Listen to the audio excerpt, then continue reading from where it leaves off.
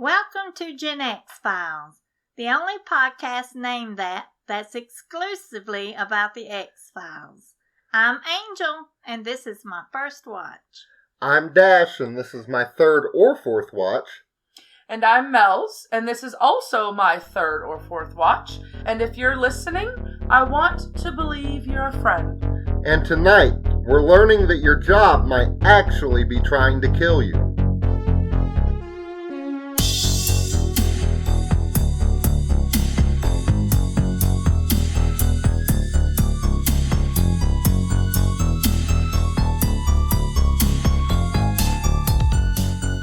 Alright, how you guys doing? I'm doing pretty good. How are you doing? I'm doing all right. You doing okay? Yeah. You doing okay? Yeah. You sure? Are you sure? Yeah. How are you doing? Has your phone been trying to send you messages at odd hours to get you to sign up to stuff? It does sometimes. It does all the time, doesn't it? I don't know. I was trying to make a connective thing to the topic of the episode, but I don't know. It's really difficult because AI is a huge part of all of our lives now. I know, yeah. It's not everywhere. even comparable anymore. It's on your grandma's Facebook. She thinks that there's a shrimp that looks like Jesus, and she needs you to know about it. Okay. Yes, that's one of them. But I actually have a grandma who's actually sending me videos of little kids with huge dogs that are being like sweet and lovey-dovey and cuddly, and they're obviously fake. And she just, I send her messages and say, how are you? And I heart them, and I say, oh, that's cute. And she just doesn't say anything. She just sends me more videos. She's just sending them into the void. I've actually thought something was real that wasn't. Well, I think everybody has. Some of it's good. Oh, man, if Grandmama and Papa had the internet, Oh, man. man, I know it. Oh, Daddy would fall for everything. Lord. Yeah, a lot of people do, though. And to be honest, right now we're at a point where there's been a few things where we've been watching and we've been a little unsure if it was AI or not. And that's already now. Yeah. Imagine just in 3 years ago, we never would have doubted whatsoever if we saw AI. I mean, now we're doubting it, and in 3 years... The Will Smith spaghetti. Yeah. Oh, God, yeah. You know, it started off really bad. Mm-hmm. And then after, so many years, you can now watch a compilation of how it started, and then it looks more and more and more and more realistic. And the last one, like you can't really. You can tell. You can tell a little bit, but not as good. You're saying you can tell. We can tell. Yeah. People like us can tell. Yeah. A lot of people might not realize what they're seeing. They might notice the things that we do, but they don't know it as AI like we do, how we can spot it. There's a lot of people that just look at stuff and they're like, okay. Honestly, the biggest problem, or the easiest thing to recognize with AI is the perfection. Yeah. The perfectness. The perfectness of the faces and stuff. How it's like, there's no one that looks that perfect in real life. They have like an airbrush quality sometimes. Yeah, and there's always almost like a glow around them. Yeah. It's like a shiny glowiness to it. Everything's got it's got a freshly polished shine. I mean, there's stuff that's really good. I mean, that I assume you can't tell, but luckily it's still a little bit to where you can tell stuff is fake or real or not. But, our dogs are playing in the background. You probably can't hear it, but they are playing. Yeah, there might be some whining or barking occasionally. Who knows? So, have you guys been kept up at night by anything? Have you been watching anything lately? You know what? What? I don't know what the word is for it, but I say, no. What's been keeping you up at night instead of us first? Woo, yeah, boy. Switch it up on you. Well, you go. You got Me you. go? I got you. Oh, man. Well, I've been watching a lot of ball games, and that's what's been keeping me up. Ball games, the grandkids. Every grandkid has got a game going, I'm telling you. Stretching me thin here and there. Thank goodness there's only a handful of them. What would you do if there was more? I'm already crazy enough. I don't need to be crazier. You got to go to 16 ball games in one day. I know. I got to pick and choose. Sometimes me and the hubs have to divide and conquer. Just think about... Oh, yeah. You go here and he goes there. You send him on a mission. Yes. I had a crazy thought. What are you going to do when Joe's got kids? I don't know. If she has a child in Japan, I always told her I was going to go stay the first month with her. And if she has a kid in Japan... That's going to cost you way more to get there. She's probably going to kick me out and send me back home. She probably ain't going to let me stay for a month. You're going to want to be out there singing in the karaoke bars and eating strange, weird seafood type dishes. Oh, yes. You know what, though? You're going to, if you're there for even a couple of weeks and you get up in the middle of the night most of the time, because that's what you're there for, really, when she needs sleep, right? Yeah. She's going to get sick of you during the day, kick you out. And then a week later, she'd be like, I need sleep so bad. Mama! Uh-huh. No, you're in Japan. I ain't coming back. That's right. Is there like a seafood version of a turducken? Like, it starts with a giant octopus, and then you have a small shark, and then you have like a duck. Whale. And then you have like a carp. And then you could do like a whale? That's going to be like start with whale. That's, you go whale, are we shark, feeding octopus, a community? And then like and a then, town? like a big catfish, and then you could do like a cod or a bass. This is how weird my brain works. Like, I was like, well, she'll probably eat some weird seafood over there. Like, I totally kicked the table. I can see it on the recording. Yeah. But, like, man, I wonder if they have like and then I went from like, she'll probably eat an octopus to I wonder if they have a seafood version of a turducken. I don't want no octopus, honey. You know what a turducken is, right? A turkey-duck combination? Chicken. Turkey, duck, chicken. It's a turkey, and then inside of the turkey, you put a duck, and then inside of the duck, you put a small chicken. No. And then you could also put a Cornish game hen inside the chicken if you want. Yeah. No, I'll pass. That doesn't change what it's called, because hen, so... You know what? That sounds like it's for the birds. Indubitably. What's been keeping you up at night, Mel's?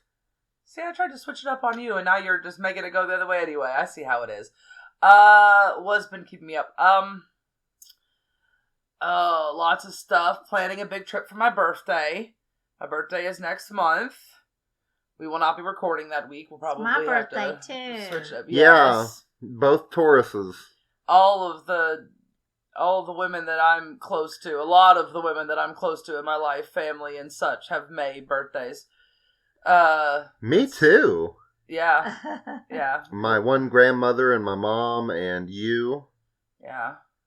There's probably someone else. I can't think of them right now, though. Yeah. Oh, and poor you with all the Tauruses. And then I have stepmom, sister, grandma. All have May birthdays as well. All at the beginning, too, so all Tauruses. And brother, sister, and my dad's also May, but he's a Gemini. Okay.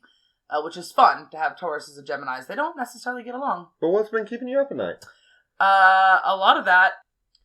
What else? We watched some more Smallville. We did. We watched, 3 or 4 more episodes? Actually, I think 3. I think 2. We usually watch them on Wednesdays. Yeah, Wednesdays we read comics, except I don't read comics. So Wednesdays he reads comics, and at some point we watch comic book hero related stuff. Yeah, basically. And Smallville's the pretty much choice right now. Not that I don't like comic book stuff, I just don't read comic books. It's like reading Japanese or something. Yeah. It's crazy. Speaking of yes, Japanese, my half Japanese husband is learning Japanese. Since we're going to Japan. Is he going to become fully Japanese once he's fluent? Yeah, he's going to be full Japanese by the is he time going to go to Japan with you when you go?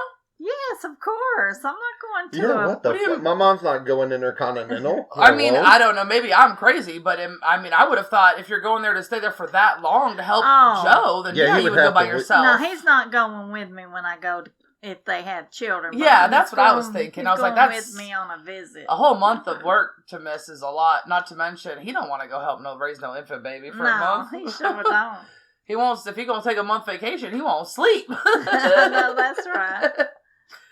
What else have we... You know I'm so bad at this part. Why don't you should just do the part for both of us? Well, we watched Scarface with my dad. That's right, we did watch Scarface, which we've already seen. Have you seen Scarface, Mom? Did I? No, I said about Goodfellas. I think I have, on and off. A little bit Say here, a hello little to bit my there. little friend. So Oh, yes, I've seen the it. weird thing about Scarface is Scarface wants to fuck his sister. Oh, yeah, for And then sure. at the end, his sister shows up in like a negligee with a gun, and she's like, "Fuck me, Tony. Do you want? I know you want to fuck me. Fuck me." And he is so confused. He's like, "What?" And the whole time he's been like, I don't know. It's really weird. If you want, he wants to. It's weird. How did he not know that he was giving off that implication? Okay, so when I don't know if anyone knows the scene. If you do, she's in her negligee. She's got the gun. She's all upset because he just killed the husband that she. Spoiler alert, I guess. On this 40-year-old movie, yeah. 46-year-old, 43-year-old movie. Whatever, 40-something-year-old movie, old movie. She's in there and she's like negligee out, and this is his sister, granted, and I'm guessing she's what, 5-10 years younger than him. He's like in his early 30s. She's like 20. Yeah, you could say that probably. Something like that. She said she's 20. Yeah, and she's drugged up. I guess they gave her drugs to calm her and relax her.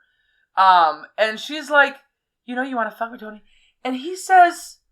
He stares at her, looks like confused for a minute, and then he goes, "What are you talking about?"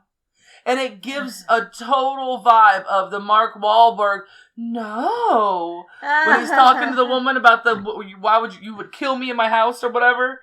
It's such, oh my God, weird. The look on his face is just like, no, I would never. I would never. I'll tell you what's been keeping me up at night. I know exactly what has been keeping you up at night. What? This podcast. Yes, I've been consuming this podcast. We now have 2 episodes out. This is our first post-release podcast, and I'm so happy. Woo! Yes, because last week we released them right after, right? Yeah, and I'm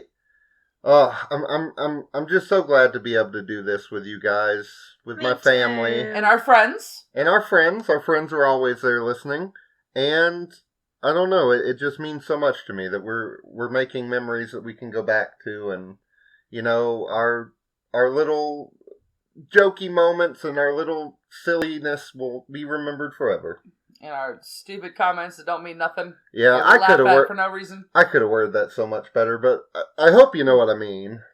I'm trying to figure out ways to get more people to listen. I'm trying to, what platform can I put it on next? Hello, we're out here. Well, I think he officially has it to where it's going to be on YouTube, Spotify, Apple Music. I'm trying anything to else? Figure out how to put it on YouTube TikTok. Music? Yeah. Maybe I can put little bits on TikTok. TikTok. You could put little bits of it on TikTok, and then have like a link. I don't know how TikTok works well enough to know if there's a link for a podcast there, but Lord, I am a millennial, but TikTok's not for us. Yeah, I miss that train. I also miss the Snapchat train. I didn't jump on any of those trains. No, I literally only have TikTok to watch. Mom has specific people's posts. Mom has a huge bottle of champagne. She's gonna get that out now, and she's gonna pop it for us. Kapop! You heard it right there. That was an authentic, real champagne sound. Couldn't get any better than that. I mean, clink, clink. Jeez. Well, now that we got that out of the way, do you guys want to jump into the episode?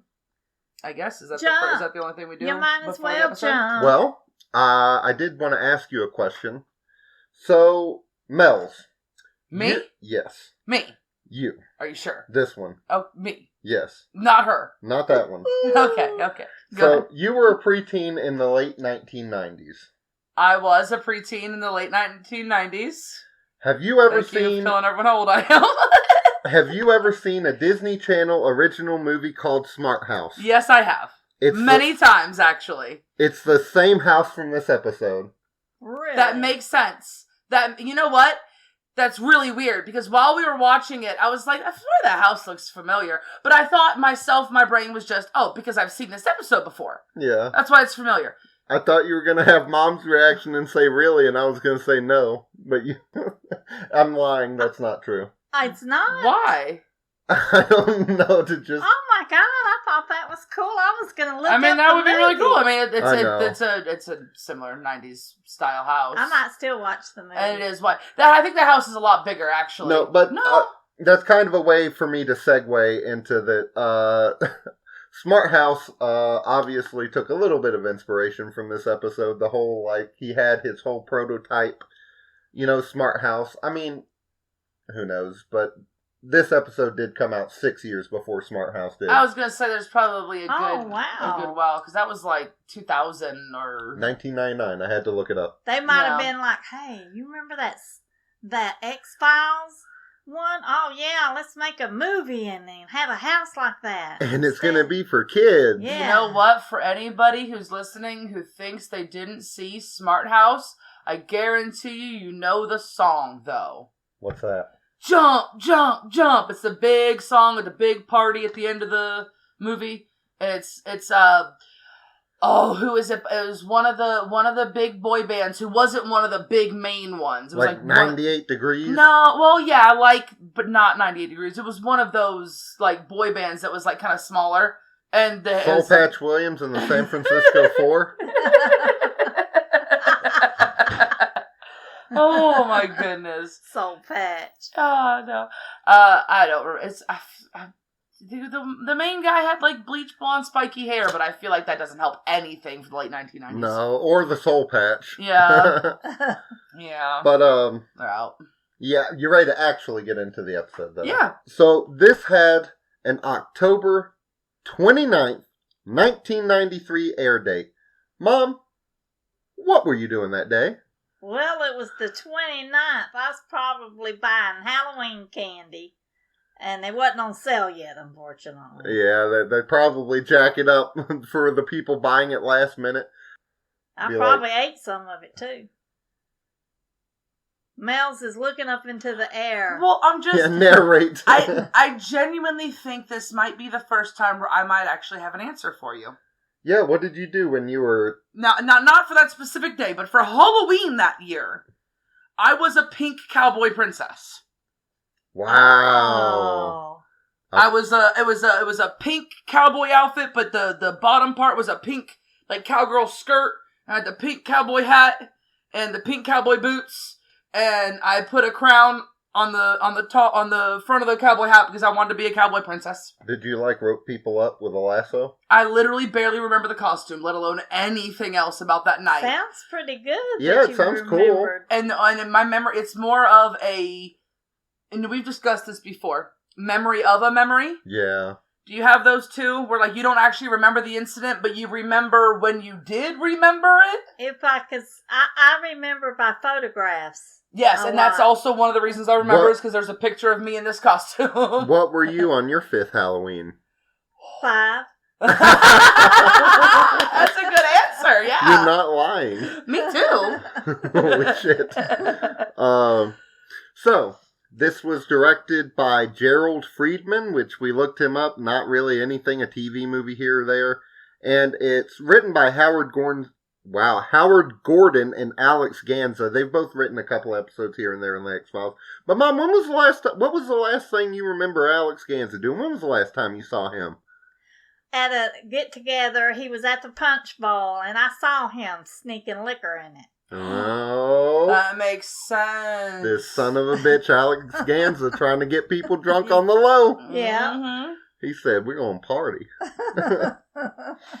But no, him and the other guy, they wrote just recently episodes of 24, Homeland. They did have was it the reboot of 24? Because 24 ended a long time ago. Well, then that wasn't one of the recent ones then. Okay. But Homeland, 24, and then they're both working on a show or just recently started working on something that's something known. I sent you a screenshot of everything. Oh no. We need to watch that one Vince Gilligan show.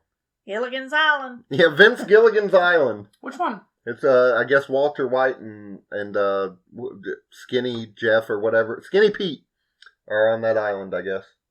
I never watched past season 1 of Breaking Bad, but oh yeah. Wait, what? I'm so lost on whatever it is you're talking about. I said Vince Gilligan, and Mom said Gilligan's Island, and then I said Vince Gilligan's Island, and Vince Gilligan is the guy that made Breaking Bad. So got you. The Breaking Bad characters. But what was the episode that you were talking about? The show that you were talking about? I think it's actual show. I think it's called.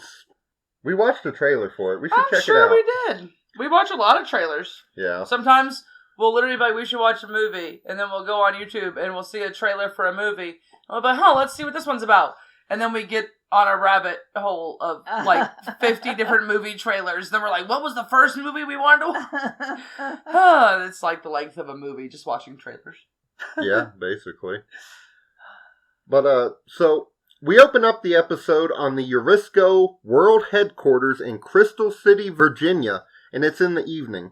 And there's a nerdy-looking guy with no shoes on, standing in an office complaining to a man in business attire about how he's cutting R&D by half and how that's the reason their stocks are tanking.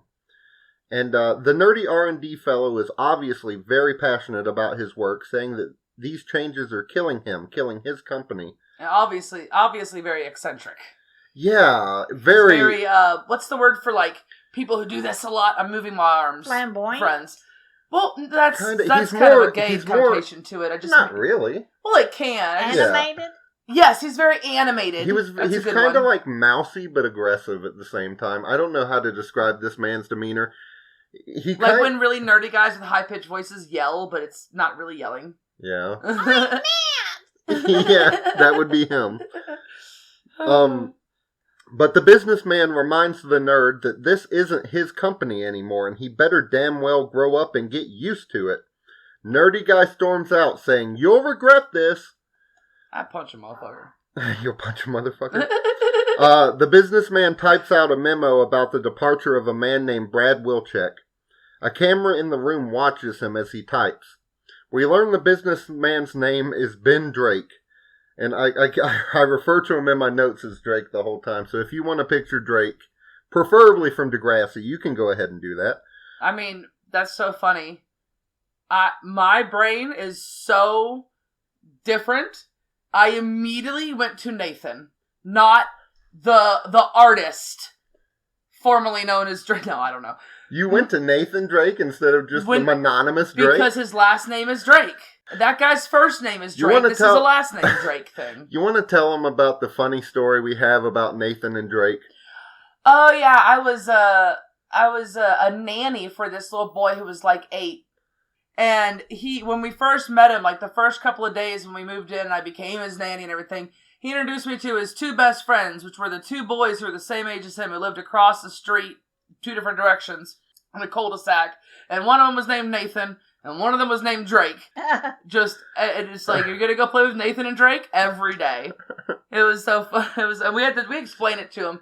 I don't know if he ever got it, really. He'd never played those games or heard of them even, so... He wasn't the type to... He knew Fortnite and Among Us.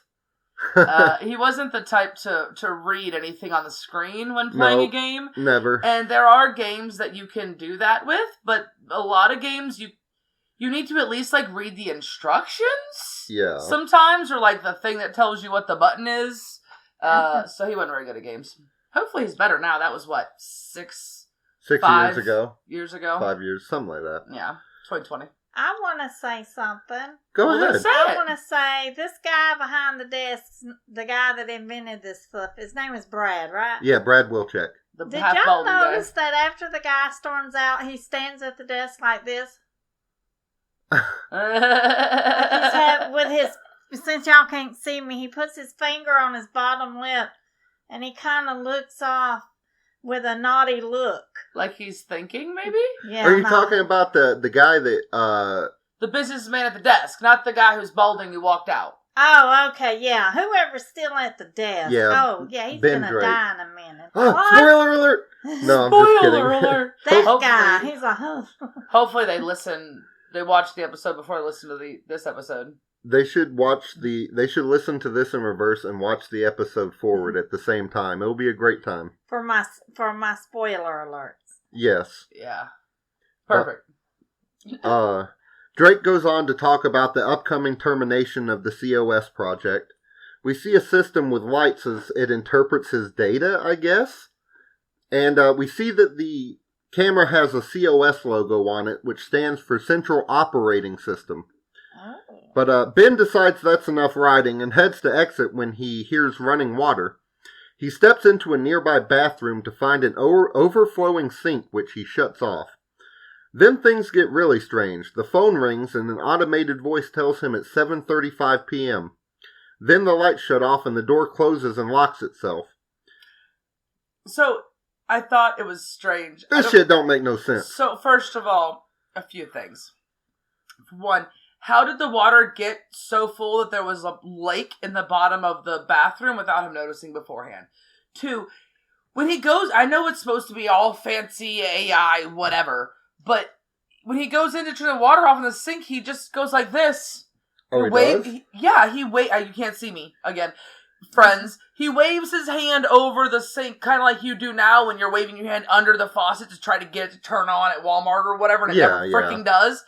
He waves it above the sink and goes like this, like you can see there's something behind.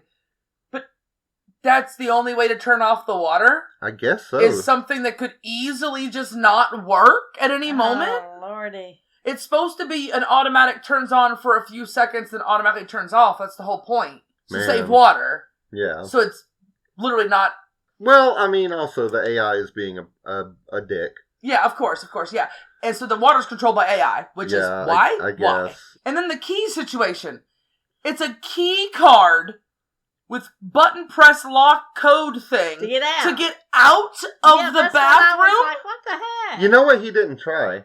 He didn't try heating the key card up and then going outside and then freezing it. Because you got to get the key card to be hot and then cold, right? Metal Gear Solid reference for those who don't know. Okay. Yeah. Oh my goodness. Yeah. How many people are going to actually understand that? Like 2? Yeah, 1 or 2. But that was annoying. His key card doesn't work at all on this weird bathroom lock situation. That then also, which I know you're going to say what happens, but I'll say, it's on the wall next to it. There's a keyhole to unlock the door? Yeah, and he tries to open it with a key, I guess, that he has, and when he does that, he gets electrocuted and flies across the room.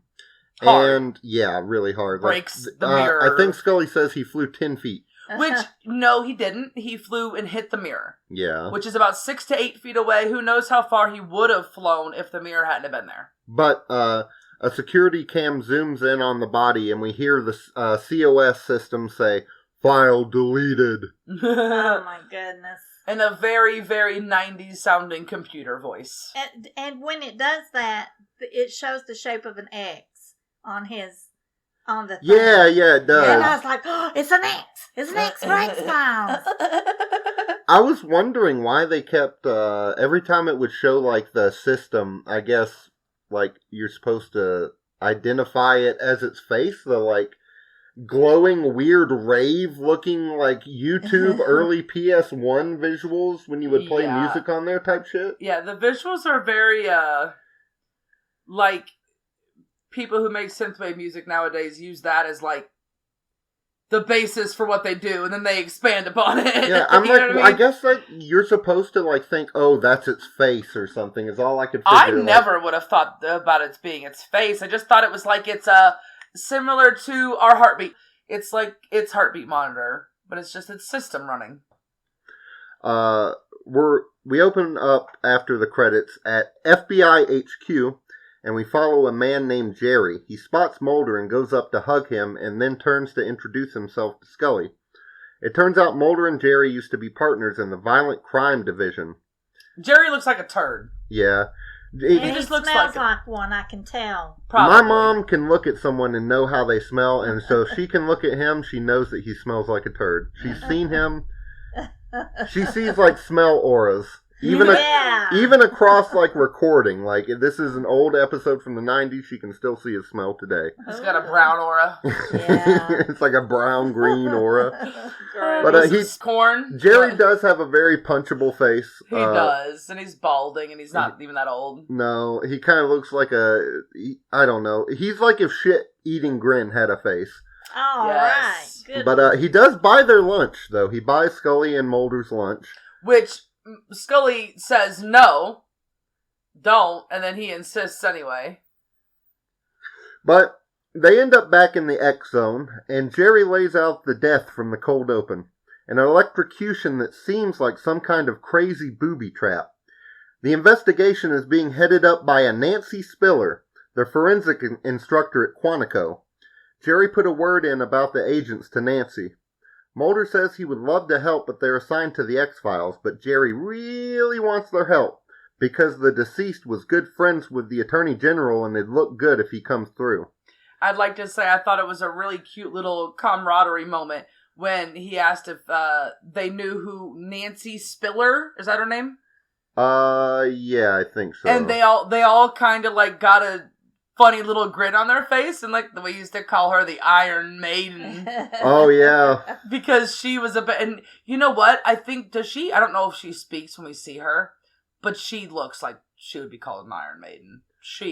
Who? She's sitting at the table. Oh. When he gives I guess that is her, duh. But I mean, that's farther away in the episode. I don't want to spoil that part. No, I didn't even realize that was Nancy Spiller, but yeah. Yeah, that's who that is. It's just she doesn't really speak much. I mean, the Iron Maiden thing, I have no idea if she doesn't give off that vibe, but she looks like it for sure. Yeah. Like Miss Trunchbull.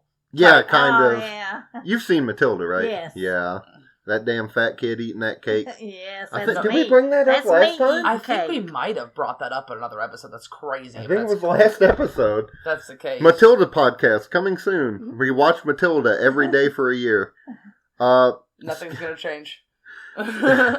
Scully and Mulder, Scully asks Mulder why he and Jerry stopped working together, and Mulder says he's a pain in the ass to work with.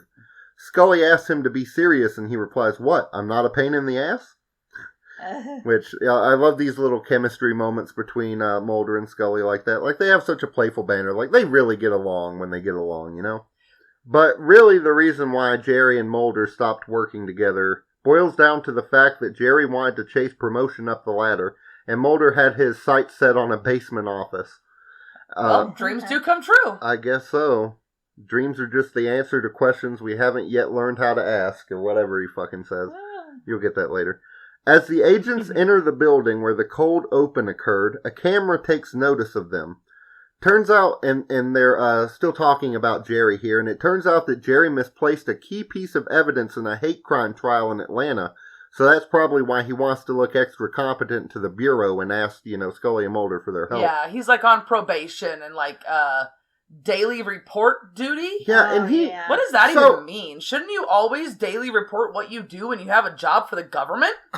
So there's something weird here too. He says he sent some evidence to the dry cleaners on accident, and by the time that Jerry got it back, a judge had lost an eye in both of his hands? What the fuck happened? Yeah, so what he says, it's when they're walking through the building to the elevator. Before they get on the elevator and the elevator scene happens. It's you wouldn't probably even take notice of it, but he says, he accidentally took something to the cleaner. Yeah. Does he literally mean a dry cleaner and it cleaned and destroyed evidence, or does he mean to the cleaner as in an expression, which means... No, I think he literally accidentally dry cleaned it somehow. Like, was it a sock? Like, the kid, this killer likes to leave his socks behind... Okay. Was the killer Brad Wilczek? Because he's always shoeless. Okay, so then my question is, if there's a criminal who is worried about this evidence being found and doesn't want it found, if he did actually accidentally send it to the cleaner, that evidence is no longer valid. Why is the judge broken now?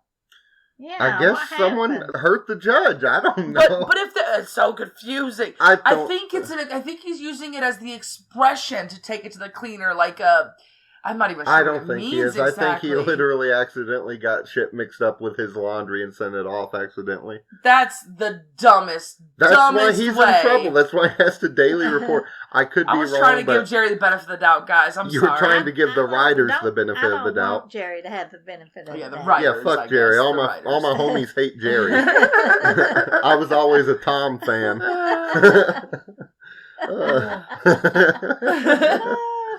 But, which one's which? Tom is the cat. Obviously, because Tomcat. Well, Jerry doesn't make any sense for a mouse name. Jerry Mouse. You never heard that expression? No. It's a...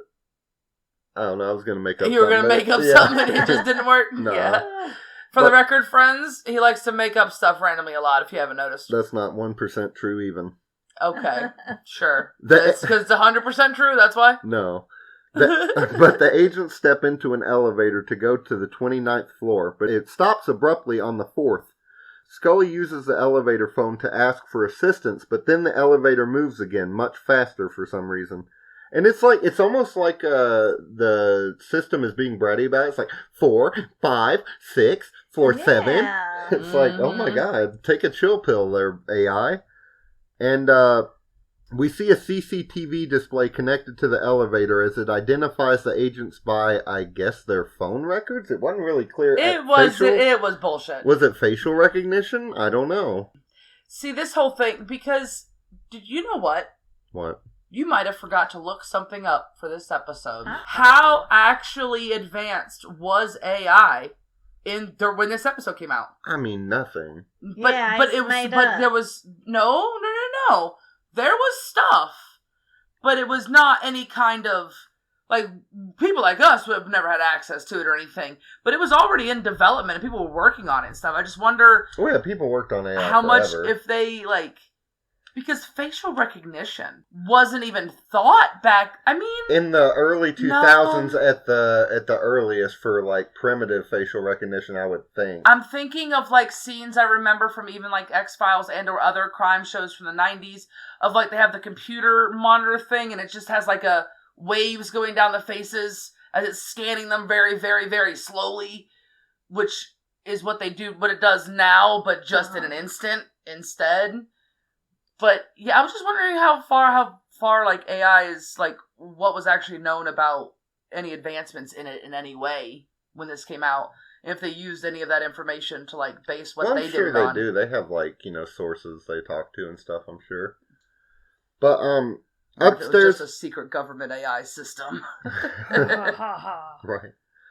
But upstairs at the scene, Jerry shows them how the servos were tampered with, allowing Drake to be electrocuted. And a man in a suit tells Mulder it could have been done manually, but that means the person would have had to first override COS, as it controls every aspect of the building, down to the toilet flushes, he tells us. Wait a minute, I thought we were still in the elevator.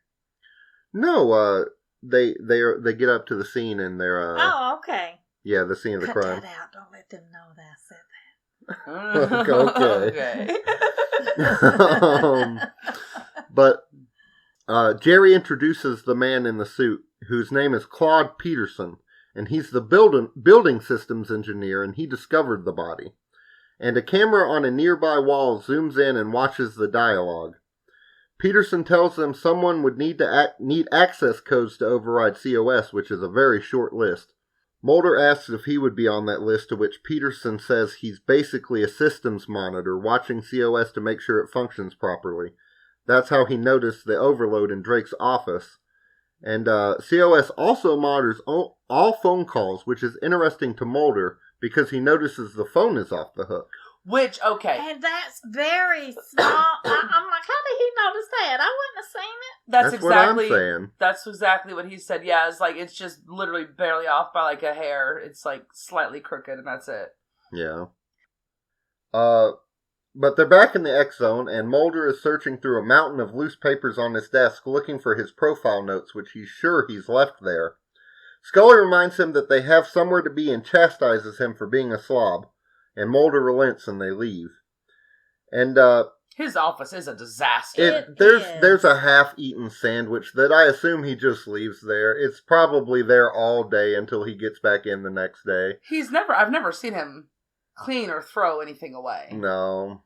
Is there and we see what happens over the show when Scully goes off somewhere and Mulder is left to his own devices. There is a janitor. Yeah. It's a government building. They definitely have a janitor. I feel like I've definitely seen a janitor like in the office cleaning out the trash once in an episode at some point. He probably don't want to go in that. Yeah, I was going to say that's probably why it's like that. He's probably scared to go in there, scared of what he might find under all those stacks of paper. Good Lord, who knows what, knowing Mulder. Paper's all stuck together. He might find a flat rat that looks like a credit card. Oh my God, Jesus Christ. That's an inside joke. Oh God. But in the meeting, Jerry lays out that he believes this to be premeditated, given the rarity of homicidal electrocution and the complexity of the crimes. All things pointing towards premeditation. Apparently, he thinks John Kramer from the Saw series did this murder. But that's basically Mulder's profile. And Mulder whispers to Scully to forget it. Jerry is a fucker. Yes. He stole Mulder's work, the bastard. That asshole. And he does it with like a condescending, you're not going to do anything about it smirk a little bit. Yeah. And like, this is when you see Miss Spiller. Yeah, Nancy Spiller, I guess. Name too. She better not be spilling them secrets. I know that's right. But we learned that the final phone call Drake heard giving him the time was placed from inside the Eurisco building. And the lead agent in the room tells him, which I guess is Nancy Spiller, tells him he's done excellent work while Mulder stares holes in him across the table. Yes. And at this point, I was thinking that Jerry was going to F up this whole investigation. Yeah, I mean, he done effed up the other one, man. That's right. But after the meeting, Mulder confronts Jerry, and Jerry says he thought he wouldn't mind and goes to walk away, which is when Mulder grabs him by, like, his lapel. What the fuck do you call that? The collar. Yeah, the collar. Suit collar. Suit lapel. Yeah. Well, lapel feels wrong. Something like that. But he grabs him with the ultimate titty twister grip and holds him in place. And Jerry says that he asked him for help, and he got help, even if he had to be a no-good, dirty, rotten, profile-stealing snake in the grass to get it. And he just says, I thought you wouldn't mind. What the fuck? But he walks past Scully on his way out, and Scully asks Mulder what happened, and Mulder tells her Jerry apologized in his own way. Scully tells Mulder that she just got off the phone with Peterson, the Eurisco building engineer. He gave her one name, Brad Wilczek. Mulder says it's too obvious given how well known it is that Brad hated Drake.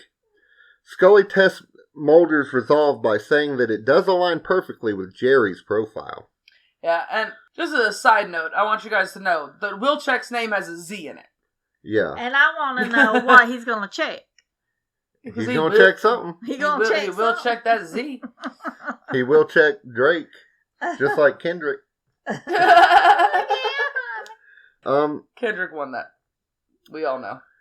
The agents pull up to Brad's residence, and it's not exactly quaint. They park behind a vintage sports car and walk to the door, noticing a camera watching them as they do. Brad lets them in, but asks that they take off their shoes first. Immediately. Even though he looks disheveled or something. Yeah, he does. You know, this is not accurate because we know that Mulder would have taken off his shoes and he would have had at least one hole in his socks. Yeah. His big toe sticking out. Yeah. I can't imagine him having a pair of socks that don't have a hole in them. I mean, just they definitely don't even match. No, not at all. It's like a Dora the Explorer sock that he stole. Remember, he had that one episode where he, this is the episode, where he accidentally took the the toddler's clothes out of the washing machine. And you remember the episode, guess? Oh. Yeah, from last episode. Yeah. As they walk through Brad's opulent mansion, he breaks down the two types of people that work in science, neat and scruffy. Drake was the neat type, only caring about profits. Brad is the scruffy type. He started Eurisco, which is Greek for I discover things, out of his parents' basement when he was 22. But Drake didn't care about discovering anything, but more cash in his bank account. And, Brad now shows us how his house is a smart house, and he can control everything from a prototype on his wall, yet another project Drake killed early. So, like, these people have had, like, a history of just kind of, like, shitting on each other, basically. They don't like each other, Drake and Wilczek. But they work together. Well, they did. Yeah. Well, I mean, obviously they built a company together. Drake didn't even give his 2 weeks' notice. It makes Brad look suspicious. Yeah, it really does. It's not good for Brad. But, Mulder asks him who would know about systems like this and how to override them. Not many is his answer. And it's possible but unlikely that someone hacked in. Then Scully asks Brad if he could have done it. The idiot says, of course, that he designed the system. His smile fades a bit when he realizes that's exactly why they're here. But he says he's not worried because scruffy minds like his love puzzles. But, as a general rule, they don't commit murder. Sorry I had to break to wrangle some crazy dogs. Something about the murder, right? Yeah, they don't scruffy commit minds murder. don't commit murder. But Scully drafts a report on Brad saying he does like playing games, has a wealth of knowledge about the Eurisco building and its systems, and has a clean motive for wanting Drake gone. She finishes and heads to her bedroom to get some rest.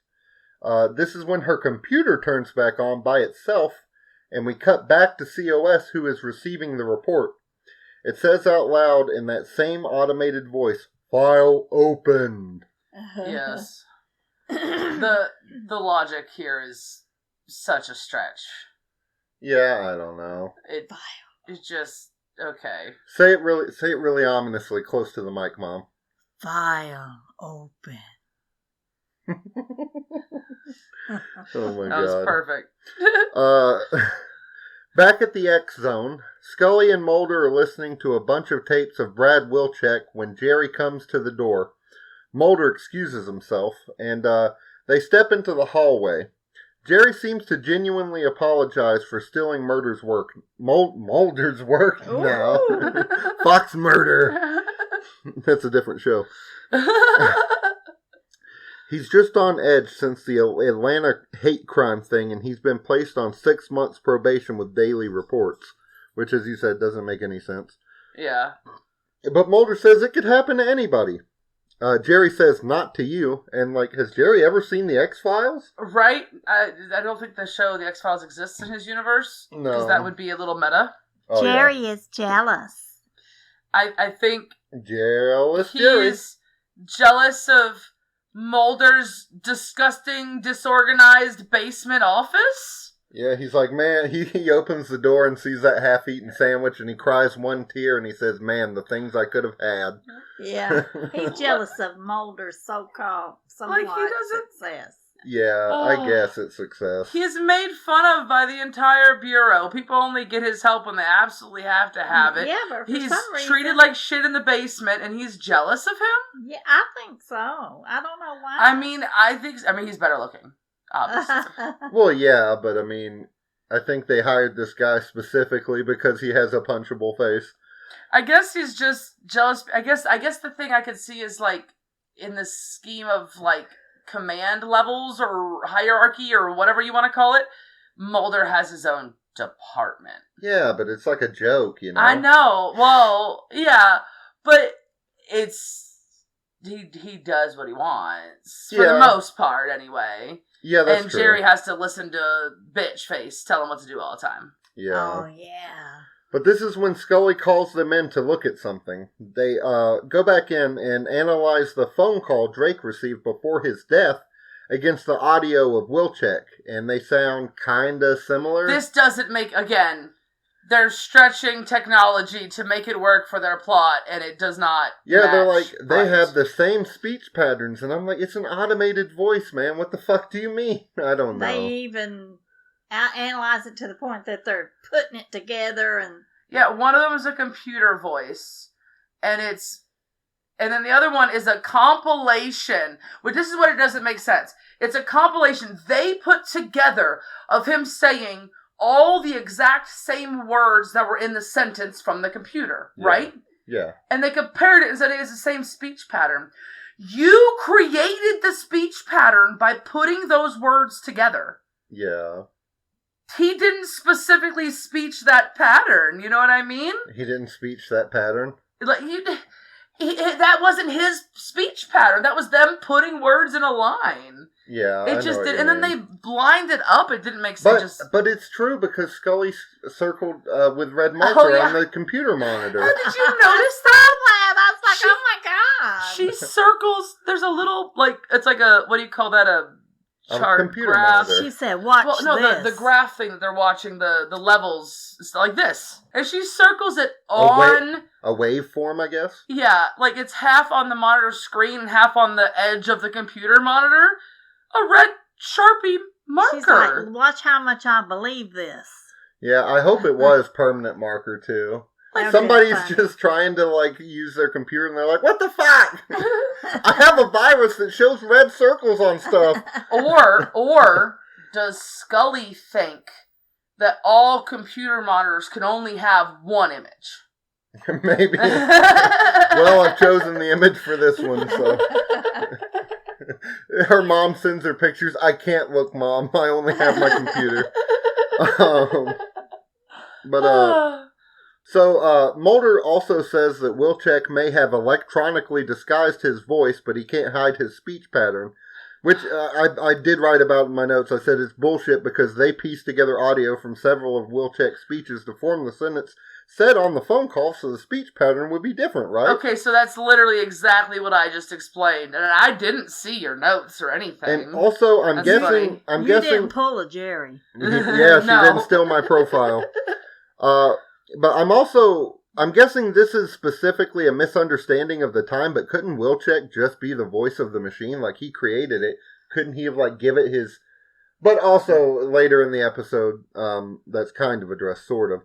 But, Scully says she can get an arrest warrant in an hour, and Jerry goes to make sure Wilczek stays put till then, saying he needs to bring him in himself. Oh, Jerry. Brad check. It's Krychek's brother. Oh, God, she doesn't even know yet. No, good Lord, you'll meet Rat Boy one day. Lord. Brad Wilczek is in his darkened mansion clacking away at a keyboard under his breath.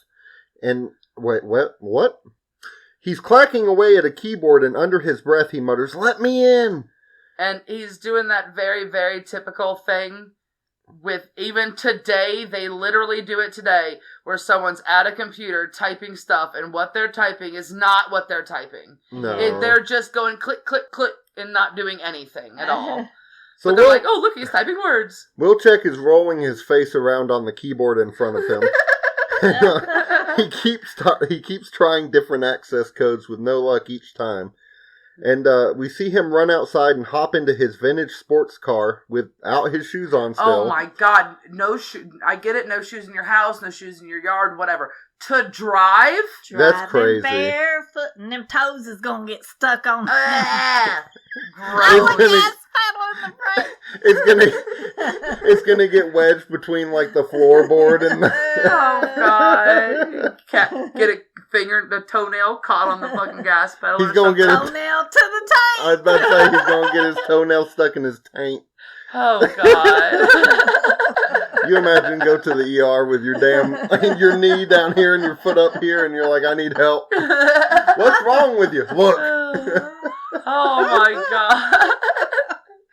Seriously though, don't drive without your shoes. That's gross. Yes, yeah, this is a PSA from GenXFiles. Yes. If friends don't let friends drive without shoes, and we're your friends. That's right. And you're our friends. Exactly. But Brad Wilczek has unfortunately went Mulder mode. And other people can go Mulder mode? Yeah, I guess so. Jerry he does go a little hyper crazy, doesn't he? A little bit. Jerry is watching as he runs out to his car and starts his own car up to follow Wilczek. And Wilczek gets to the Urisco building and sprints past the security guard. He's apparently on a serious fucking mission. Yeah, he like a bullet, just... Yeah, his little feet on that little tile floor just a flipping and a flopping. I think like the security guard doesn't even like get up to be like, hey, until after he's already passed him. Yeah, hey, you don't have any shoes on. That's right, he's running through the building with no shoes. Ew. No shoes, no service in the Urisco building, sir. But no pants is okay? Yeah, no, you can be dick out, but you can't be dogs out, you know what I'm saying? No dogs out, but dicks are good. Put them dogs away. Who let the dogs out, Brad Wilczek? He gets to his Urisco office and is finally able to log in, and COS says, "Welcome back, Brad." Which really unnerved Wilczek, as COS isn't built with a voice synthesizer. Which is such a... Okay, I have to say, I thought about this too. He's sitting there listening to him, and the computer is like, hey, whatever it says, hey, Brad, or whatever. And he's like, what? But you don't have a... That's invalid. Now, it just spoke to you. Move past. Yeah. Like, you know what I mean? Your first question should be way more important than that. So did this AI, write code to evolve itself to be able to have a voice synthesizer? That doesn't feel I can't say that word, by the way. Synthesizer. There you go. Synthesizer. Yeah, if you've listened this far, friends, you know I can't talk worth shit. And now remember what I told And you. You I could try him. it. Aww. I love you too. Try to purposely pitch your voice up or down on words that are harder to pronounce. If you're trying to make your voice sound that way, you might be able to make it sound better when you say it too. Word up, bro. Word up. COS tells Brad his user level is whatever it decides now. Oh. And Jerry hops into the elevator in pursuit of Wilczek. And COS shows Wilczek a live feed of Jerry in the elevator and tells Brad his user level isn't sufficient to override COS. Brad starts flipping switches manually in an attempt to turn COS off. And, it doesn't work. No, it does not work for Brad or Jerry, unfortunately. And this is when Jerry's elevator starts glitching between floor 29 and 30 as Brad tries in vain to power it down. And this is annoying, bro. The way it goes 2930, 2930, 2930 is But it so... says them at the same time. Yeah. You just said them in order. It overlaps all of them. So would you trust an AI elevator, Mom? Not after watching this. It It looks like Jerry's a piece of popcorn in a popcorn maker. Yeah, he's all right. bouncing around, Yeah. popping, pop, pop, pop. Then did you also notice that when it was counted the floors, there was not a 13th floor? Oh, well, yeah, that's just an old superstitious thing. Lucky thing. I don't think new buildings do that anymore. I think they just gave up on that. But suddenly the elevator that Jerry's in says going down and begins to drop. The camera feed cuts out on impact as Brad yells, "No!" COS smugly says, "Program executed." And back in the X Zone, Mulder is examining the footage of Jerry's final moments as well as the footage of Brad from the exact same time. Scully comes in and gives her condolences, and Mulder tells her he thinks Wilczek is innocent. Why would he go back to Eurisco, be on camera? He says Wilczek is smarter than that. Which is when Scully brings up that Wilczek has just signed a confession and asks Mulder how much proof he needs. So signed a confession, and I was like, what the hell for? He didn't do it. And I'm not even sure if it's really addressed. Maybe he explains himself, and I don't remember. But why? I guess because I don't know. He's the only one who can stop it from doing what it's doing. Why would he put himself in jail? Because he doesn't want the military to know it has weapons capabilities, I guess. It's really not explained. He's just like, well, shit, I guess you got me. I'm going to sign my confession. This part didn't make any sense to me. But Mulder pulls up to Wilczek's home to find their agents already there. And the music, Mark Snow Glaze Corner, the music is so fucking good here. Oh, yeah. Like, when is it not, really? Yeah, but it's like when he pulls up, it's like you can hear a little bit of tension, and then when he actually gets turned away, it like flares up a little bit. It's moving with the string that you There are like strings that are added in after he's turned away. I think. Yeah, it's like that's what you mean. When you take like guitar strings or violin. I don't play instruments at all, for the record. But you rub your finger along it, and it goes. Yeah. That sound is that kind of sound that you put lightly in the background that builds that tension. Yeah. I love doing these little Mark Snow Glaze corners because he deserves the glaze, but I cannot describe in depth like what the fuck it sounds like because I'm not a good enough music person. It sounds good. It sounds great. It sounds awesome. We could come up with a lot more adjectives to put there. But the agents that are at Wilczek's house turn Mulder away, saying his investigation subpoena has been revoked, and unless he has level 5 clearance, which I think is the highest clearance you can get, he has to leave. And with no one else to turn to, Mulder asked to see our old friend Deep Throat, Mom. Oh, were you happy to see Deep Throat? I was so happy to see him. You like Deep Throat? Yeah, I do. Oh, God, we're going to have people listening to that part. Friends, skip over that. But they meet in a public park or whatever, and the two walk. And Mulder wants to know why this is now a level 5 investigation and what the DOD wants with him. Deep Throat says it's obvious. He wants to know what the DOD wants with Wilczek, sorry. And Deep Throat says it's obvious he's the most talented computer programmer in the hemisphere. For years, he's turned down weapon contracts because he's a bleeding heart. But the DOD is especially interested in his work in I wrote AI, but I was gonna... Interested in his work in artificial intelligence. What were you gonna say?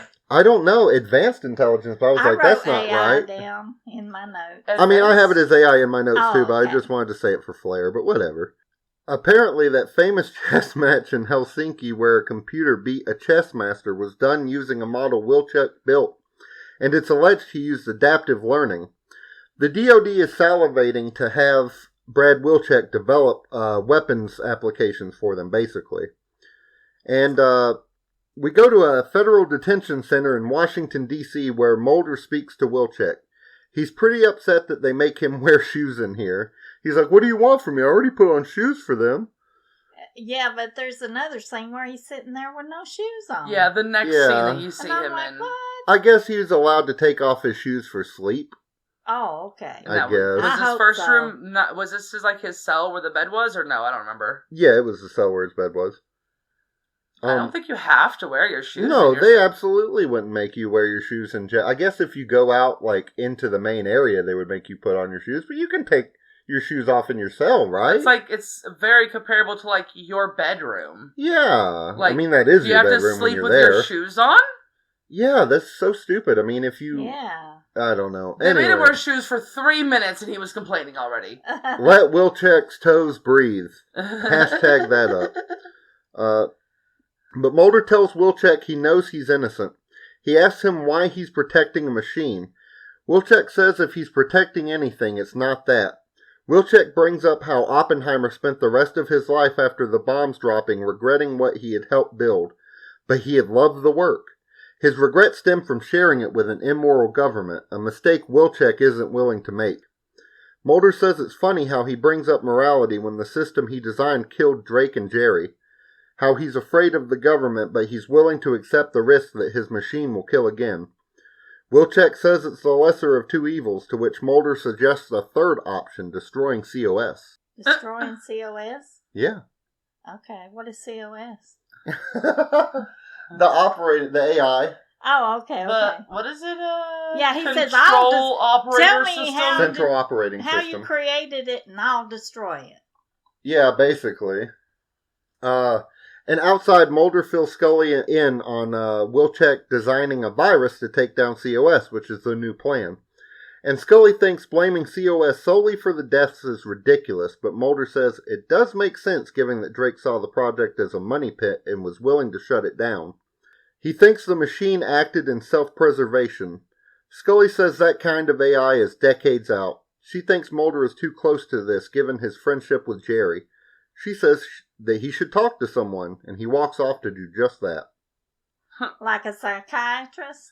You'd think. He definitely needs to talk to a psychiatrist. He's already getting therapy after his deep throat encounter, though. So I think Mulder and Scully need to just always be in therapy very regularly. I mean, they definitely see enough shit that, I mean, it would send a normal person to therapy anyway. Yeah. But Mulder unlocks Wilczek's cell, laptop in tow, and asks him how long he needs to write a virus. Meanwhile, Scully is asleep in bed, and she's roused by a phone call. She picks it up, but it's just a dial tone, which in the 90s meant someone in the house is using the internet. For all our young listeners out there, our young friends. All the non-Gen X and above people. Basically, yeah. She runs over to her PC and sees that it's being accessed by someone else. She asks them to trace her number, I guess so she can see who's doing this. Yeah, I'm not sure exactly. The number that's calling her. See, that's computer. what I said too, because it was a call, and then I'm assuming we're supposed to imply, which I don't know how this all worked back then, that when she got the call and she picked it up and it was dial tone, yeah, that let that person access through the internet cable phone line to the computer?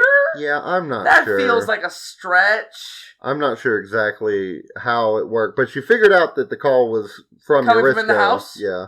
No. The AI is, the ChatGPT is coming from inside the house. But Scully runs into Mulder outside the Eurisco building, which is where she now knows someone was logged into her computer. And she fills him in, and apparently Mulder has a plan to get into the building, and all it requires is a license plate that says Eurisco to fool a scanner. Somehow that works. Or it doesn't, because a second later a gate comes down on the car, trapping it. But they get out of the car and continue on their way, agreeing to take the stairs, which is probably a smart decision. Yes, I thought so. And Except for it's 29 floors. Yeah, they have to walk up 29 flights of stairs. And somehow Scully looks dirty. And raggedy. They look raggedy. Yeah, it's like there was the ninth floor is like a jungle section. They had to go through. Yeah, they had to go through trees and dirt and shit. Yeah, but Mulder doesn't really look, but Scully literally has marks of dirt on her face. Yes. I just thought of something. Do you think that's because they shot that in the scene where she's all fucked up on the same day, and they were just like, "Fuck it, no one will notice." Or we did. Could it be from the windshield possibly breaking? No, she wasn't dirty before they got on the stairs. She wasn't like that. Oh, my bad. Oh, yeah, honey. She regularly climbing all them stairs, baby. But I mean, where did the dirt on her face come from? She was like army crawling up the stairs or something, like rubbing her face along the stairs. You know what? We might have to go back and look later, but that when she gets to the top of the stairs, you first see her. There's a perfect line right there across the top of her forehead. She's picking gum out of her hair. The scene that later when she's all disheveled. Yeah. See if there's a line straight across the forehead right there. I mean, you might be right. I think we're on to something with that. Because there was no reason. I mean, she could be sweaty, but why is there rubbed dirt on her face? It doesn't make any sense. But as they're walking up, COS shuts the lights off and locks the door to the floor they need to get to.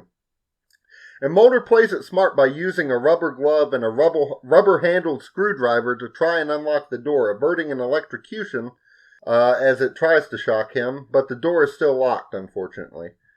And then Mulder puts a sock, I guess, over the camera that's in the stairwell. Was that a sock? I think so. That's why I put a question mark. I don't know. Get the sock? Well, it's didn't we have something we said about socks a few minutes ago? Yeah. It's the other sock from that. Because he doesn't wear shoes, the other guy. Oh, yeah. But in the stairwell, did he just be like, plug your nose, Scully, hold up, and take his shoe off and take his sock off and put it there? Not only does it cover the camera, but it causes a smelly deterrent for people too. Maybe Mulder just keeps a sock in his back pocket. Maybe it's his lucky sock. Oh, Lord. Maybe it's, oh God, I had a sad thought. Maybe it's his sister's sock. He just carries it with him. Oh my God. Well, it wouldn't smell bad. No one's worn it in years. Grody. But, he helps Scully up into the vent that is in the room with them. And that somehow is always good size for human adults to just crawl through. I said she's tiny. That's why she went in there. Yeah maybe, but still a huge vent. Yeah, that vent is so freaking big. I swear, I've been in places, all sorts of, schools, buildings, offices, apartments, everything. I've never seen a vent that anybody my age, grown up, could just crawl through, unless they happen to be child-sized. Yeah, very even small child. Yeah, toddler size. Vents are small. I've never seen vents this big. Only in action movies do they need vents that big. There's got to be an explanation. Maybe it's an big office building thing because they need a lot of air to push through to all the floors. Yeah, but you think if it was a smaller thing, the air would move better, and it would have better pressure and stuff too. I don't know. But it's for movie purposes. Well, this pressure is going to be just fine here in a minute. Oh yeah, there's plenty of pressure. Scully clambers around in the vent while Mulder impatiently waits to be let in from the other side, and he's pacing back and forth. And while he's waiting, Peterson, the building engineer, happens to walk through the floor 29 door, and he's like, "Oh, Mulder, what are you doing here?" And we cut back to Scully at this point, and her journey through the vent hits a snag when the wind apparently becomes strong enough to suck her entire body weight back. And what? No, it pushes her first. It pushes her. She went from being blown to being sucked. Oh, yes, what we're saying. She did. Deep throat. First of all, she looks like she's lost because she don't know where she's going when she get in there. She looks left, she looks right, and then she kind of does, I guess I'll go left. Like, I don't know. And then she just there's a fan at the end that's blowing towards her, and all of a sudden it's tons of paper and little bits of stuff randomly. Is someone dumping the trash into the vent or something at the other end? Somebody's pulling some kind of an asshole prank in this office building, man. I'm going to put my paper in here. It's like little pieces too. But for some reason, there's you can see behind her, there's tons of different ways she could go, and she just goes straight towards where the air's coming from. And eventually it gets too strong, and then I'm assuming you got the next part. There's just so much. What's the fucking deal with the debris? I thought about that forever after I was writing first gets in there. I know exactly what it was. That's where Jerry kept all of his crap at. Nobody knew. He kept hiding it in the vents at the Urisco building. Oh my goodness. No, but it's funny because when she first gets in the vent for the first half of this little journey through the vents, there's nothing in the vents. No. There's no air flowing through the vent that you can see. Not even dust. No. Yeah, and then all of a sudden she's by the fan, but still 30 feet from it probably when she first sees it. And it's all of a sudden making it hard for her to crawl. Yeah, I guess. Whatever. But as she's flinging around through this vent death trap, she's luckily able to catch herself before she becomes mincemeat in another fan that's now sucking her. And it literally makes no sense, but she's crawling in a flat vent. Yeah. And it's like she's crawling horizontal to the ground. Yeah. I almost messed that up. Horizontal to the ground the whole time, and then all of a sudden when she's getting sucked by the fan, all of a sudden, she's hanging down above the fan. Yeah, I guess she's hanging. But there was no point where she went from going... No, I think she's just holding on. It does kind of look, because of the Dutch angle that the camera is at, that she's falling, but I think it's just that she's being sucked. Because you're right, there's nothing that shows that she starts falling or that it changes direction or anything. Yeah, maybe it's supposed to look like she's just being sucked, but it looks like she's hanging. They wanted us to see Scully get sucked the long way. You see her get sucked and blown and everything in between. But Peterson tells Mulder the entire system has gone wonky, and that's why he's here so late. Wink. He allows Mulder to try to access it with a key, which I guess he got from Wilczek. It's like the virus with it's a disk. It's not a key. In my notes I wrote it wrong. There's two things. There's the first thing he plugs in it's like a key. To the mainframe server, whatever thing, and that's just a unlock it to access a level 7 clearance access or some shit. I don't know if it's level 7, but the highest one, whatever. And then he has a disk that's the virus, or whatever it's supposed to be. Which is a floppy disk. For those who are under the age of, 30-something, if you don't know what a floppy disk is, look it up. I do believe it's a small disk, because they call it a diskette. I think it's just one of those little small disks. I could be wrong. No, the one he puts in is a regular floppy disk. Okay. But they did have small ones. They're about half the size of regular floppy disks. That was when it got real advanced. Oh, yeah. But we cut back to Scully in the middle of her vent adventure. And Adventure. Yeah, she takes out her gun and tries to shoot the fan's power source. It's very harrowing where we leave Scully in this situation. She looks like she's going to get killed, and she's just hanging by one arm, pointing at the fan and just shooting wildly. But Mulder finally gains access and sits down to install Wilczek's virus, which is when Peterson pulls a gun on him, that son of a bitch. Did you see this coming?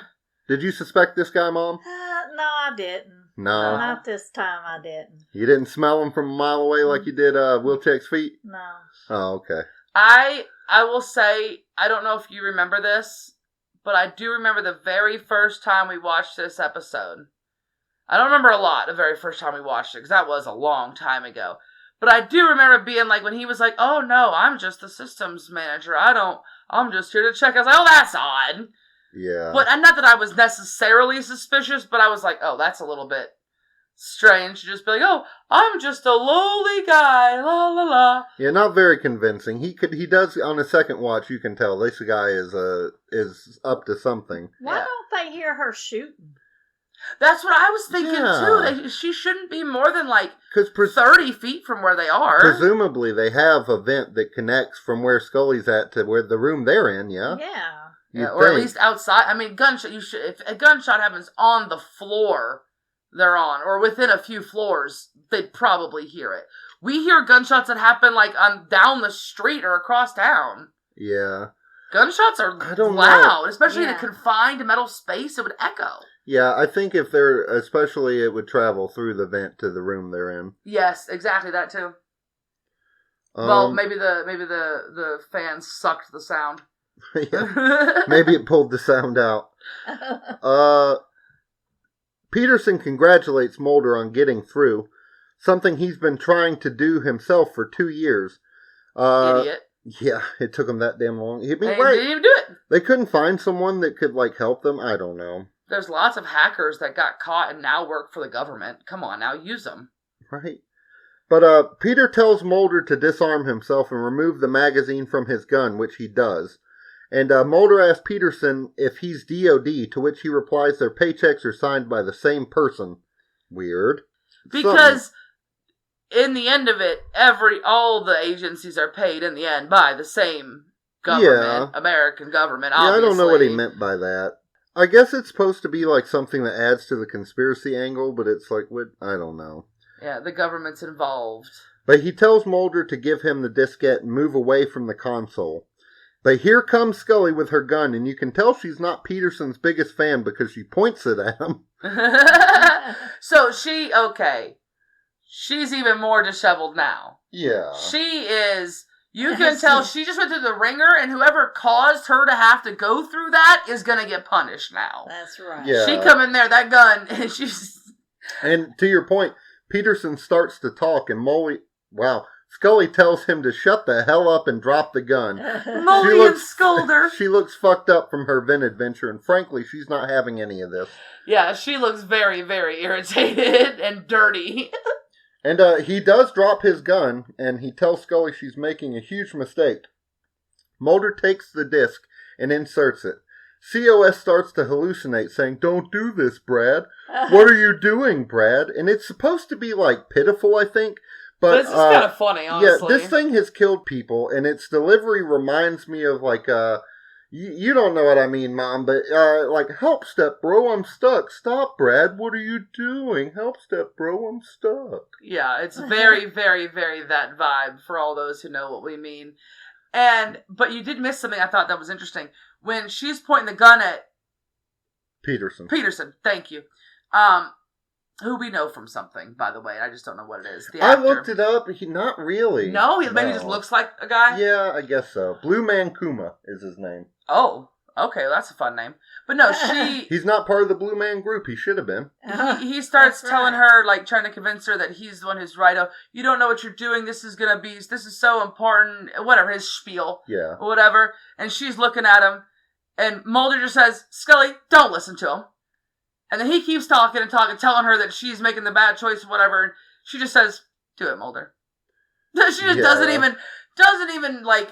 like, shut the hell up, dude. Yeah, doesn't even think about what he's saying at all. Like, whatever, shut up. But COS descends further into digital madness, calling out to Brad and asking one final, "Why?" Whoa. as it shuts down for good. Like the witch in The Wizard of Oz. Oh, yes. yeah. I didn't think of that. Yeah. But I just realized I forgot to bring up that this episode had a product tie-in. Oh my goodness, I can't believe you forgot. I know.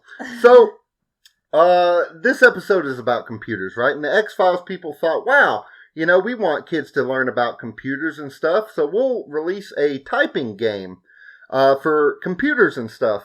And it had a cute little hamster mascot. He was dressed like an FBI agent. And it was just a typing game, the X-Files teaches you to type. But the problem was, the people that named this hamster named him the X-Hamster, which, the X-Files, and he's a hamster. And that was perfectly fine until about 2007, when a website decided to name themselves X-Hamster. And then a bunch of executives had a huge panic and went out to the desert to bury the rest of the X-Files teaches you to type games. Yes. Oh. Do you know what X-Hamster is, Mom? No. What is X-Hamster? Is it like triple X-Hamster? Yeah. Oh, yeah. nice. It's That's a what porn X-Hamster site. is. Yep. A porn So site. they had to take that shit and bury it out in the desert. But we cut to Mulder in a park convening again with Deep Throat, and he tells Deep Throat he hasn't been able to turn up anything on Brad Wilczek's location. Deep Throat's becoming a very big part of this show. He is. He's our only recurring character besides bespectacled Blevins and Mulder and Scully themselves. Deep Throat says he won't be able to turn up Brad Wilczek's location because they can do anything they want. You know, the big capital T they, friends, you know. Deep Throat says Wilczek's in the middle of being asked to make a deal. And since Wilczek confessed to 2 murders and Mulder destroyed any evidence to the contrary by taking out COS, Wilczek is in no position to bargain. The Defense Department is unable to find anything because of how completely Wilczek's virus destroyed the COS AI. Deep Throat walks away, leaving Mulder with a lot to think about. Mulder, I think, did the right thing by disabling him, but he really fucked Brad Wilczek. Yeah, he could have gotten some evidence first. Yeah, I don't know. But to be really honest with you, what evidence would be in that system that they could really use? I mean, I guess more people might believe in this day and age that an AI did something than they would believe that, like, Bigfoot or whatever did something. Yeah. So his whole conspiracy theory shtick might benefit a little bit here, but it's still an X file for a reason. It's unexplainable. It's weird. It's ridiculous. Yeah. I don't know if what he could have saved or done would have necessarily stopped or helped Brad from his confession anyway. Yeah, once he confessed, he was kind of screwed. I mean, they would have just altered the evidence or hid it or something. And then, no, the computer did it. They would, by the time that Mulder and Scully would have found that evidence, a judge would have lost 2 hands and an eye. Yeah. Oh, okay. Lord. 2 hands and an eye. I thought it was an eye and 2 hands. Oh, maybe let Mom tell me what's going on. But in an undisclosed location, Peterson and his team have disassembled COS, but are having no luck trying to get it to work again. Peterson receives a phone call, and it seems to not be a happy one. He hangs up and tells his crew they have 6 hours before they have to destroy everything. To the metal shredder with it. Yeah. Shred. And underneath a pile of scattered circuit boards, a series of lights blinks to life. A camera powers itself on, and we see Peterson saying he'll figure it out if it kills him. And that's our episode. It most likely will. Yeah. It took him 2 years, and he could never even hack the system. Yeah. Yeah. So I don't know what he expects to be doing. Yeah, what can he do different after that? Yeah, I mean, you've got to have tried everything. I mean, hire someone who knows what they're doing, I guess. So, Mom. Yes. If you were flipping around channels and landed on this episode, would this episode hook you to watch more of the X-Files? Maybe if I come across the part of Scully in a vent holding on to dear life. That would hook you if you saw her struggling to hold on to that vent as she was being sucked real hard. Ooh, yes. But overall, what do you think? Yeah or no? I'll say yeah. You'll say yeah? What about you, Melanie? Yeah. It's interesting enough, it's goofy enough, but it's not, like, ridiculous and either. We actually have advanced AI to compare to. Yeah. Which is interesting because the first time we watched this, we had AI, but not like we do that, now. Yeah. Like, because the first time we watched it was, 2017. I was going to say 18, so yeah. So, that was when the Will Smith spaghetti video was really bad. That wasn't even a thing yet. Was it not? No, it was like 2020. Damn. Wow. But we had AI in some ways at that point, yeah, we for did. sure. I mean, primitive, but yeah. Yeah, so, and then now... Everything really exploded within the last 10 years, so yeah. Everything exploded a lot with it during COVID. Yeah, that's true. Because there was a lot more people online and utilizing that kind of stuff, and they took advantage of that. Smart, but also, I mean, AI... So the greatest thing. If I was flipping channels and I landed on this one, I don't think I would watch another episode, friends. I'm not the biggest fan of it. It's for one, they get kind of asked to be on a case that's not really an X-File at all. It is kind of like, oh, it's a computer doing it's it. Unexplained. So it's at the unexplained, beginning, which but is what an not, X-File is. Yeah, but it's not an X-File. You know what I mean?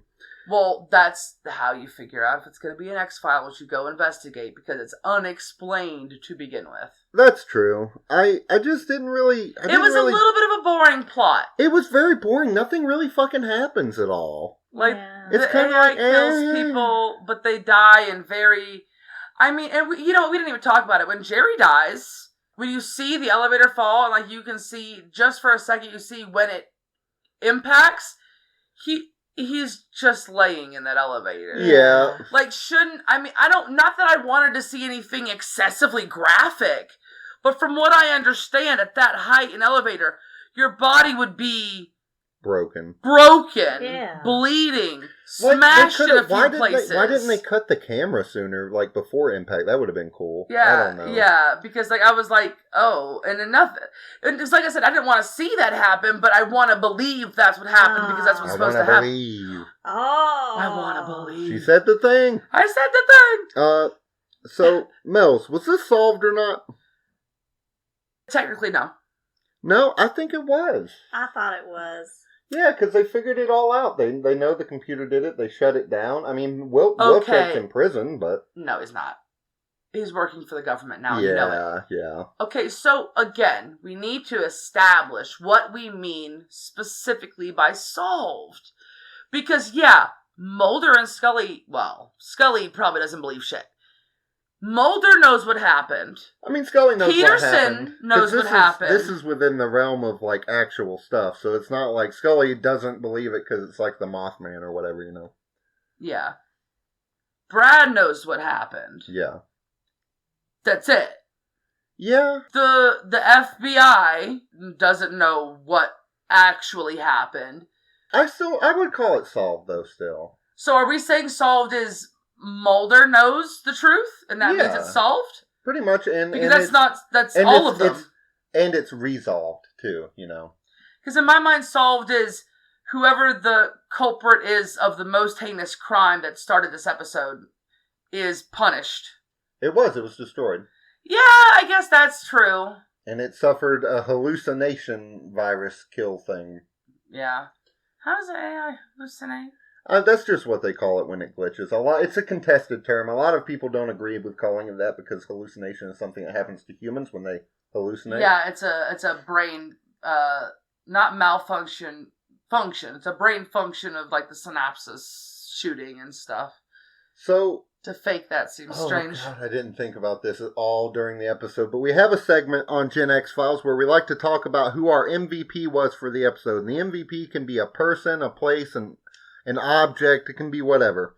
But at the end, which is really weird if it's a place, because at the end of this season of the X-Files, we are going to tally up who has the most votes for MVP, and we are going to send whatever wins to the moon for 1 week, and they can bring a friend, and all expenses paid to the moon, which is, I think, a great prize. Who wouldn't want to go to the moon? I'll go. Yeah? Can I go with you? I vote for Mom, then. Okay, we're going to leave you here. Okay. It's 2 tickets, right? Yeah. We count as Girls' Day. We count as one person. Yeah. Okay. We'll wear oversized pants and each fit into one leg. Okay. And then we'll just hug each other and have one head connected? That's the plan. We're going to have to fuse our heads, like with... super glue? With skin welding. It's a new thing I invented just now. Okay. Yeah. Like a blowtorch, but not quite that hot? Yeah, sure. Mom, do you have an MVP for this episode? It's going to be the same as mine. I bet it ain't. Oh, maybe not.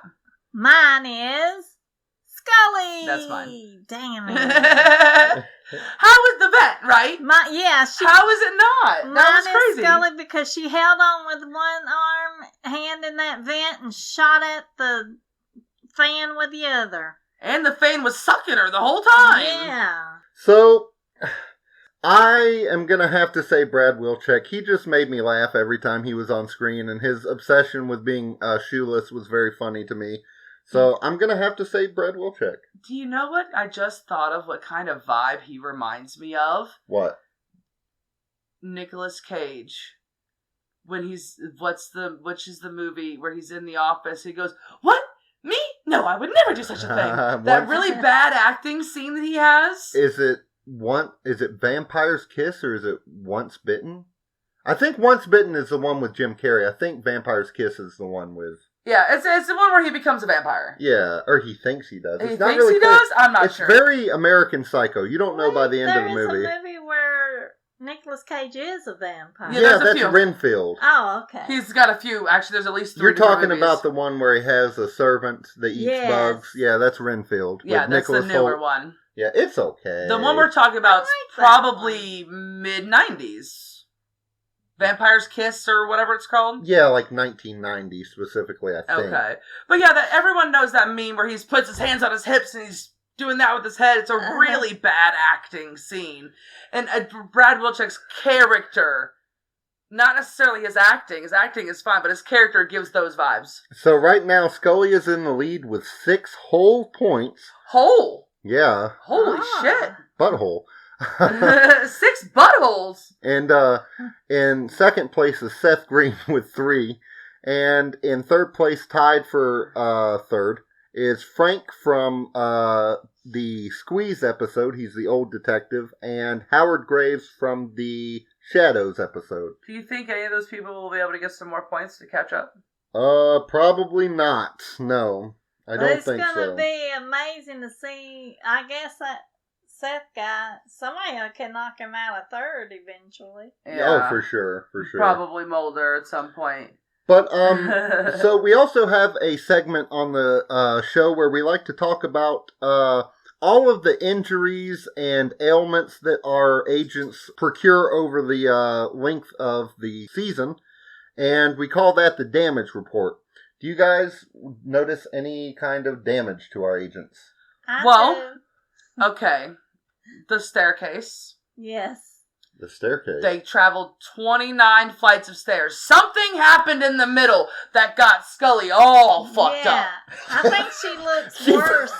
She fell down like 3 flights and Mulder had to go back down and pick her up. And then start over again. I think she looks worse from the staircase than she does from the vent. Yeah. This building was trying to kill Scully.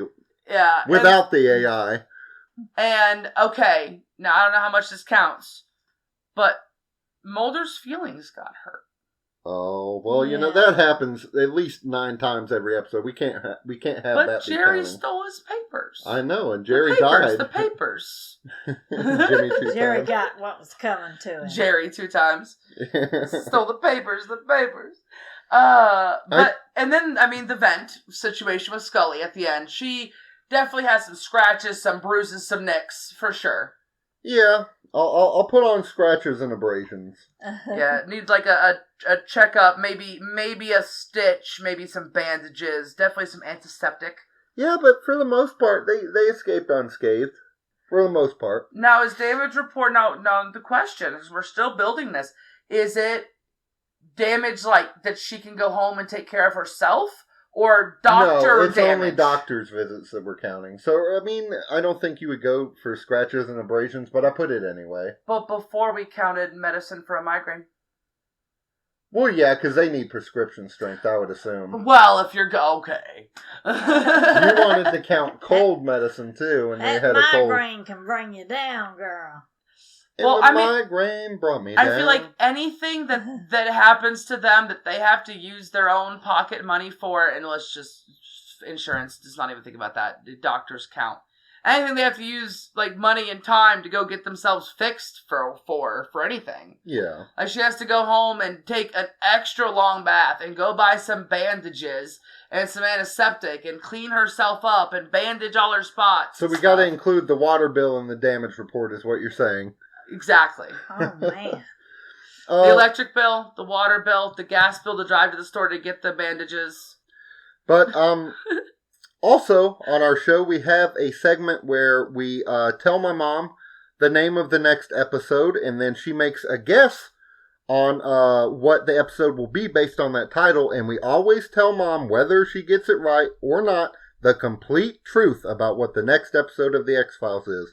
Mom, would you like to make a guess and know the name of the next episode? Just say no. Yes, I do. Okay. It is called ice. Ice? Yes. I-C-E. I know exactly what this one is about because of... Okay. It's about the ice heads next door. Some meth heads? Yeah, that's... One time, she said, it's the ice heads next door. And I was like, oh my God, the ice heads. That's an unusual last name. That was Jerry's last name, Jerry Icehead. Oh my God. It's funny with your accent, it almost sounds like you're saying asshead. Yeah. That's a good guess, Mom. But no. But you're actually completely wrong. Dang it. What happens in Ice is Deep Throat is killed at a Vanilla Ice concert where he was supposed to meet Vanilla Ice to exchange information. Mulder doesn't know any of this at first. He just knows that Deep Throat is gone. Then, Vanilla Ice reaches out and reveals he's actually CIA and that the concert was cover for a covert handoff. He starts helping Mulder piece things together, and then, at the end, before they can confirm anything, a UFO shows up blasting Ice Ice Baby and abducts him. Oh my God, I love it. I remember when that happened too. It's a pretty cool episode. I can't wait to see that one. Me either. But I guess before Me either. before we get out of here, we always like to say one thing that made us happy this week. Would one of you want to go first? Well, I'll tell you what. I got an interesting story here, kids. Oh, God. Okay. One thing that made me happy was showering with my husband. And there's Okay. the reason is because he found a tick on me. What the fuck? You know how we were just talking about ticks? Ticks don't embed into my dog Muzzy or they die immediately because I give her this pill of flea and tick protection. Well, ticks are always crawling off of her onto me, and there was one embedded where I wouldn't have normally been able to see it, kind of towards my back. And my husband saw it, and we put Vaseline on it, and that thing pulled his head out, and we threw it away in the trash. You put Vaseline on it? Yeah, it'll keep it from being able to breathe. Man, you know what? Ice Cube has a tick problem then because he never uses Vaseline. Oh, man. He had that song, No Vaseline. Yeah. Well, anyway, my mom is happy that she found a tick on herself. Yes, because if we didn't, that thing might be as big as the house by now. Yeah. You just go to I need my blood, honey. Hell, the tick's probably going to get sick from your blood. You got that right. Oh, Lord. And then we mentioned we got the tick off Foxy, right? No, not in the episode, but yeah, my dog Foxy had a tick and we got it off of her, which we got her a tick collar after that. Yeah, I was just, it literally had to have been within an hour of when it happened. Yeah, we caught it really quick. Because the tick still wasn't even filling up yet. It was it was mostly white still. Yeah. Or gray, whatever color you want to call it. Yeah. But we did it. What's one thing that made you happy, Mel's? Getting to release our episodes. And I know, right? That's another one for you. Yes. And getting to hear that there's a few people that we know that are like, good episode. Can't wait for the next one. So yeah, here's the next one, friends. Happy to have you here. Yeah, that really means a lot to me to get good feedback on it because I worked on it for so long, not knowing how it was going to be to put out, and then I finally did it, and it's all okay. You really did work on it pretty much every day of the week for like a good couple of months before there was even anything to release whatsoever. Yeah. Including like all the notes and recording and all that stuff. I'm finally starting to feel famous instead of infamous. Yeah, I would have to say, releasing the episode is definitely a high point, but just we went to CC's, that was nice, but just to a higher, more general way of talking about it, just being able to record the podcast with you guys is really nice. Oh, yes, I always enjoy it. I'm on a high after y'all go home. Oh, well, yeah, half the time you say you don't feel very good when we first get here, and then you're like, I feel great when you guys leave. Yes, exactly. Well, you guys want to wrap it there? No, let's just keep talking about random stuff. All right. Tomatoes. So, if you have any questions, suggestions, or hypnoregressions, you can email us at GenXFilesPod@gmail.com. And we'll try to get back to you if you do. I mean, who knows? I Talk guess. to us, world. Talk to us. Yeah, talk to us. But maybe leave the hypnoregressions. We take hypnoregressions. Don't listen to Mel's. Okay. I'm just saying, some people might have some weird shit. Yeah, probably. But Maybe not for mixed company. is there anything you want to leave our listeners with, Mel's? Yes. If you have listened this far, then you are a friend. And we will see you next time. Love you.